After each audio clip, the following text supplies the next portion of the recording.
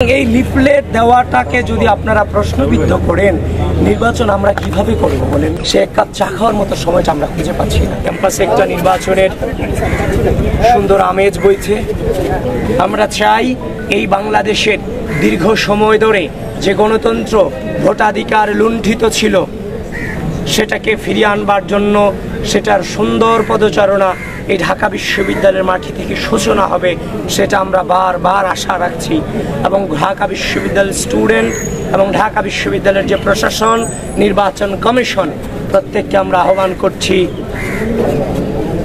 সুন্দর সুষ্ঠু পরিবেশ বজায় রাখবার জন্য সকলেই যেন সকলের প্রতি সহযোগিতাপূর্ণ আচরণ। আমি একজন প্রার্থী, আমার সকালে ঘুম ভাঙে আমার সারাদিনের কর্মসূচির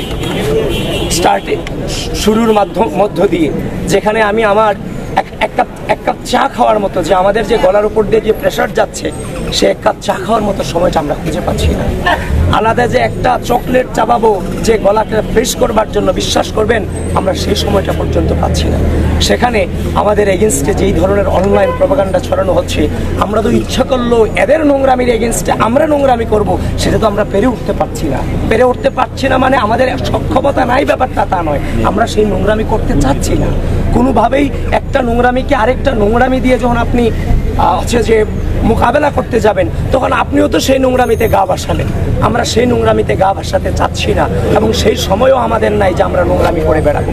আপনার প্যানেলের জিএস প্রার্থী তার একটা লিফলেট দেখলাম, যেখানে জুমার নামাজ আদায় করা হলো, ঠিক সেখানেই সেই লিফলেটটা বিতরণ করা হচ্ছিল।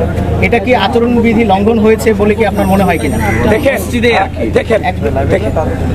এই ঢাকা বিশ্ববিদ্যালয় এরিয়াতে নির্বাচনী প্রচারণা চলবে। যদি মসজিদের বাইরে সে লিফলেট দিয়ে থাকে, ঠিক যেখানে নামাজ আদায় করা হয়েছে, যেখানে লিফলেট দেওয়া হচ্ছে, কেউ লিফলেট চেয়ে নিতে পারে।